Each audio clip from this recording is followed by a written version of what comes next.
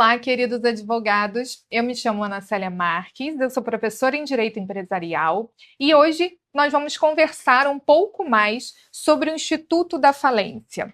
Bem, o objetivo desse curso é muito simples, é capacitar você, operador do direito, a atuar ainda mais na área de reestruturação de empresas, aquelas empresas que estão passando por uma crise econômico-financeira e que muitas das vezes se demonstram viáveis ou quando não se demonstram mais viáveis de cumprir a sua função social dentro daquela sociedade. A gente vai abordar um pouco o cunho processual, o aspecto legal e trazer mais a prática, tá, do Instituto da Recuperação Judicial, Extrajudicial e da Falência do Devedor Empresário.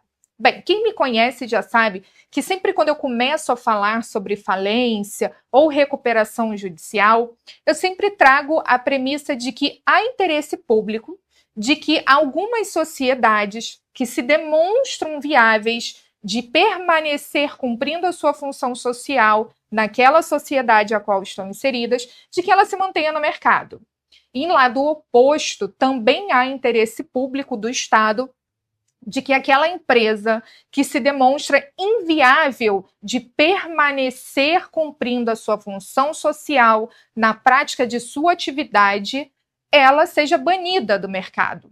E isso porque, a partir do momento em que ela se demonstra não viável, ou seja, como ela não tem mais condições de superar aquela crise, se ela permanecer, ela vai gerar muito mais prejuízo para aquele ambiente. Seja na não recuperação, não arrecadação, do crédito, do crédito fiscal, seja não cumprindo as suas atividades de pagar os seus credores, os seus fornecedores, os seus trabalhadores. Então, o Estado tem interesse de que aquela sociedade, seja empresária individual ou sociedade empresária, ela saia do mercado econômico. Isso é muito importante a gente entender. É nessa premissa que a gente faz a primeira distinção do que é recuperação judicial e do que é a falência do devedor empresário ou da sociedade empresária. Falência, então, é o banimento do agente insolvente. Ele não terá mais condições de prestar a atividade a qual ele se propôs começar. Nesse momento que a gente está passando, a gente vê muito se falar sobre recuperação judicial. Os indicativos, até mesmo um apontador que a gente utiliza é o Serasa Experian, ele vem demonstrando que os pedidos de recuperação judicial, eles têm uma crescente evolução daquelas empresas que passam a conhecer a esse instrumento e passam a, então, identificar que estão em crise e que podem melhorar, podem se soerguer. Ao contrário da recuperação judicial, que a gente está tendo uma crescente evolução, o Serasa Experian apresenta que em 2024 tivemos uma queda de menos 3,5% nos pedidos de falência. A que se deve isso? Bem, a partir do momento em que as pessoas começam a conhecer mais a recuperação judicial, elas tendem a fazer uma análise anterior, ou seja, eu começo a identificar que eu estou passando por uma crise e eu busco soluções de retomar a atividade em plena funcionalidade. A partir desse momento que eu tenho esta atitude, eu evito uma crise ainda mais severa. E é neste ponto, então, que o Serasa nos demonstra. Por isso que a gente está tendo queda nos processos de falência. Bem, aqui a gente tem uns indicadores, eu coloquei aqui só para vocês entenderem mais ou menos. Em dezembro de 2024, nós tivemos 51 pedidos de falência. Já em novembro de 2024, nós tivemos 71 pedidos. As empresas começam a identificar que a falência não é o meio mais eficaz para se resolver uma crise. Fechar as portas não é a função que uma atividade deveria ter. Ela tem que, pelo contrário, buscar meios de soerguimento, ir até o Poder Judiciário e falar: olha, estou passando por uma crise, eu tenho aqui condições de permanecer e, dessa forma, eu preciso da ajuda do Judiciário para que eu possa reestruturar a minha situação financeira. É um acordo coletivo que você faz com os seus credores, é uma renegociação com os seus credores. Ao contrário da recuperação judicial, que você tem uma renegociação coletiva, na falência você tem uma liquidação coletiva. Você não tem mais condições de se manter no mercado, você não demonstra mais funcionalidade, então você vai, através de uma execução, uma liquidação forçada, você vai encerrar as suas atividades. Bem, tudo que for falado aqui, a gente sabe que o nosso parâmetro é a Lei 11.101 de 2005.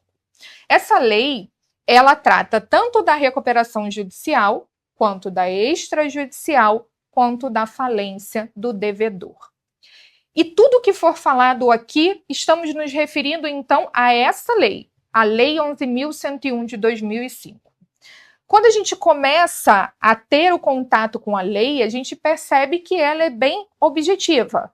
Ela traça todos os parâmetros, todo o caminho que você vai precisar seguir ao longo destes processos, desse instrumento.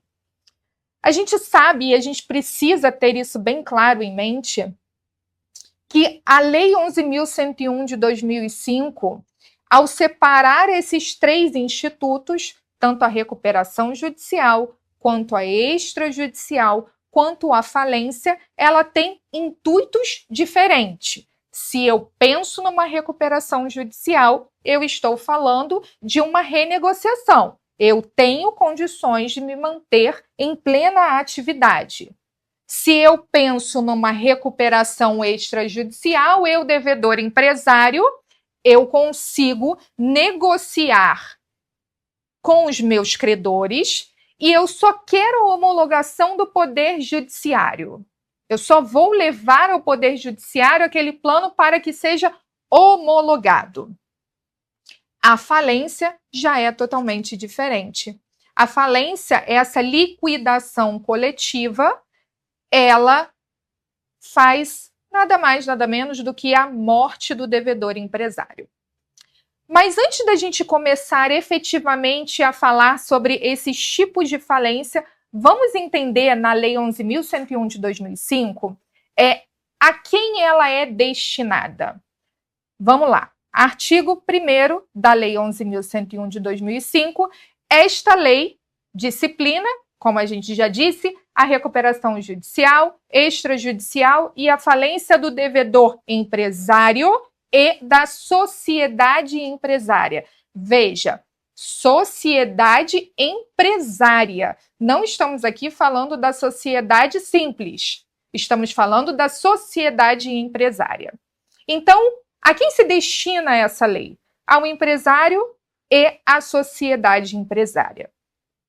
Da mesma forma, a Lei 11.101 de 2005, lá no artigo 2º, ela traz a quem não se aplica este instrumento. Seja o instrumento da recuperação judicial, seja o instrumento da falência. A quem não se aplica? Veja, o artigo 2º, inciso 1 diz: a empresa pública e a sociedade de economia mista. Por quê? A gente precisa ter em mente, muito mais do que decorar a lei, a gente precisa entender o porquê que aquela determinada condição está ali.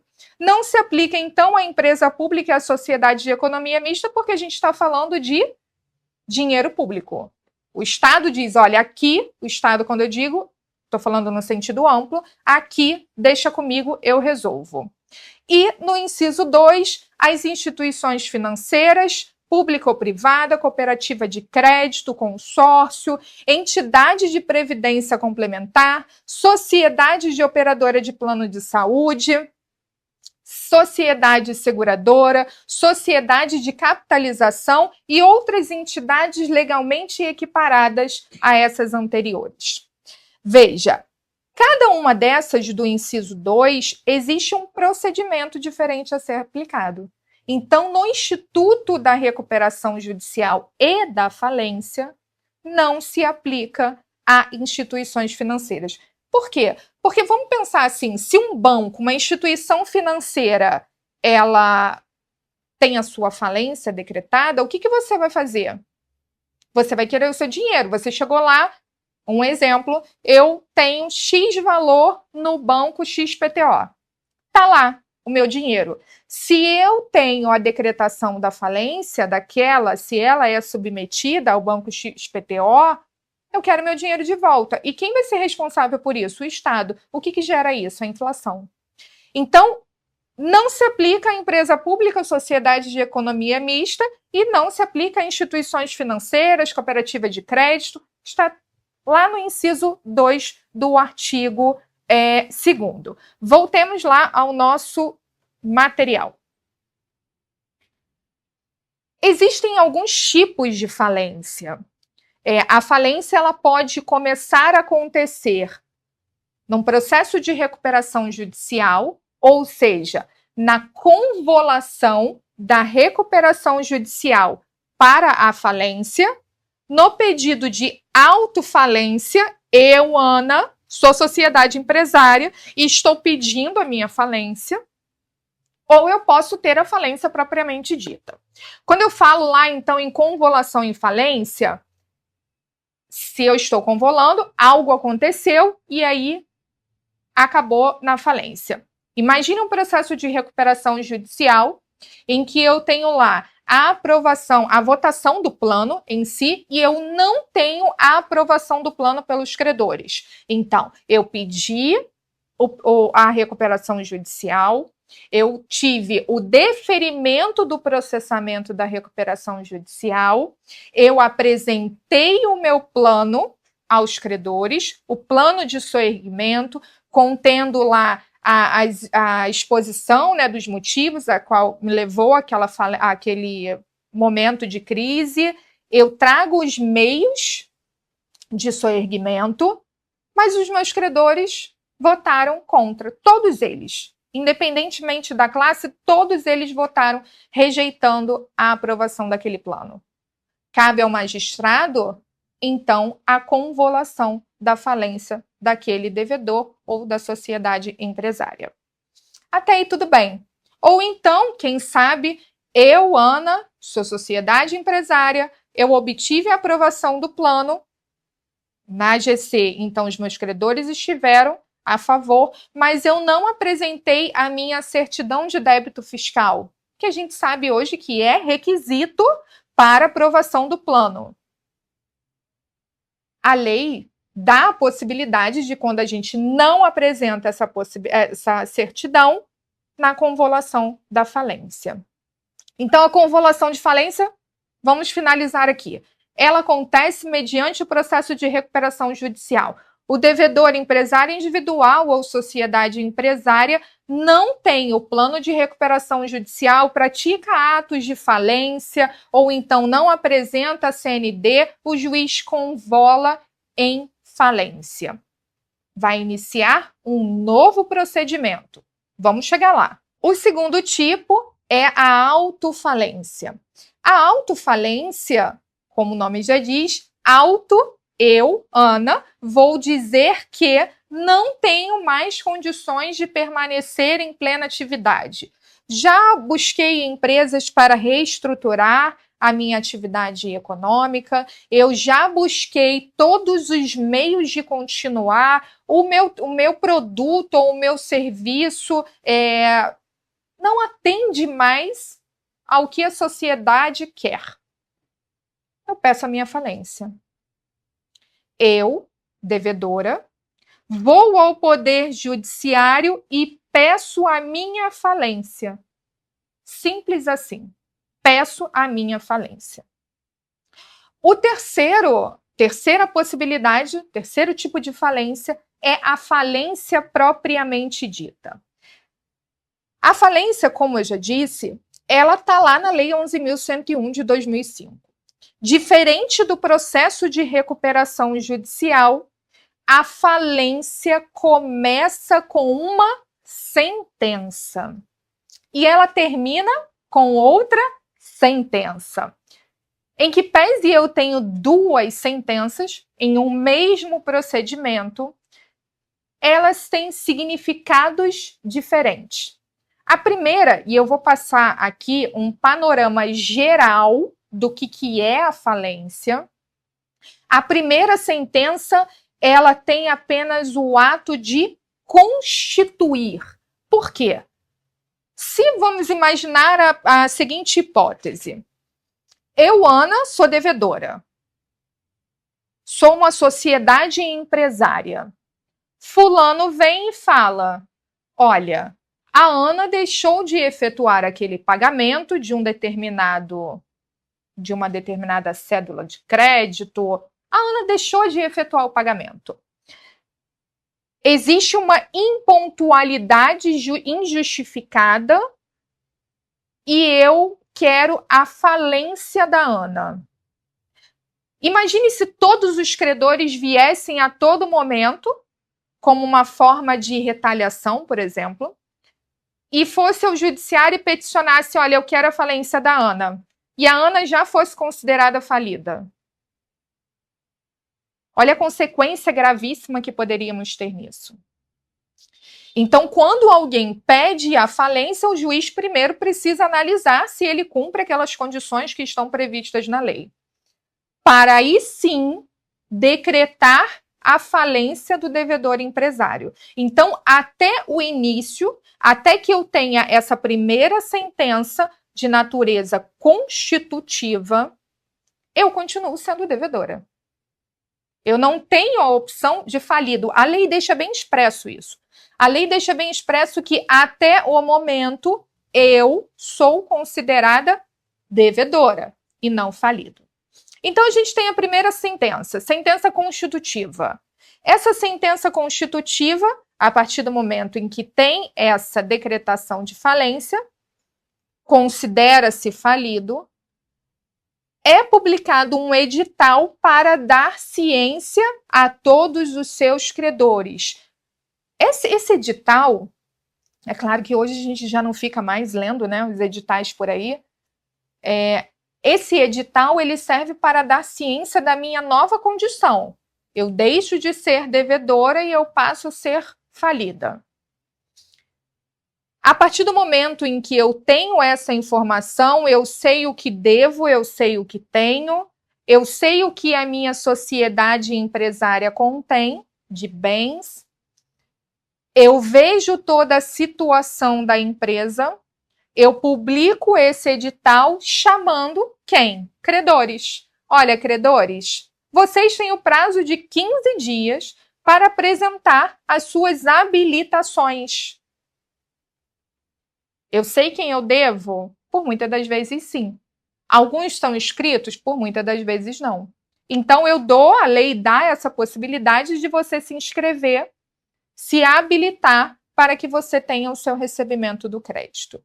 Depois desta habilitação, caberá ao administrador judicial, que a gente vai falar sobre ele, apresentar uma nova lista sobre aqueles créditos. Depois a gente tem um prazo para impugnação. Olha, esse valor não está condizente ou este crédito não foi habilitado. Eu tenho essa possibilidade para aí sim ser feita essa impugnação e logo após, caso haja a necessidade, a manifestação do Ministério Público e aí uma nova sentença. Essa nova sentença, ela tem uma função totalmente diferente da primeira. Veja, enquanto a primeira, ela cabe uma apelação, na segunda, ela vai ser passível de um agravo de instrumento. A primeira, ela é como se fosse uma decisão interlocutória. A segunda, por sua vez, ela realmente faz a análise de todo o procedimento que nós vamos conversar daqui para frente. Então, o processo de falência, ele tem 2 sentenças e ele começa com uma sentença. Essas 2 fases, essas 2 sentenças, elas trazem um procedimento, ou alguns chamam de fases do processo, que é a fase cognitiva, que é a primeira. Você vai conhecer o estado patrimonial daquele devedor, você vai entender realmente o que está acontecendo com aquele devedor, para depois sim você ter uma fase executiva. Você teve a arrecadação, a avaliação dos bens do falido, para você poder vender e pagar os seus credores naquela ordem que é estabelecida na lei. Então, o processo de falência ele se resume em 2 fases. Fase de conhecimento e fase realmente executiva. Eu vou pagar os meus credores. Bem, e quais são esses estados de falência que tem, né, o devedor? Primeiro, ele tem que ter a qualidade de empresário. Empresário ou sociedade empresária. Depois, eu tenho que ter a presunção de insolvência. Eu não tenho mais condições de me manter naquela atividade, o meu passivo não liquida o meu ativo.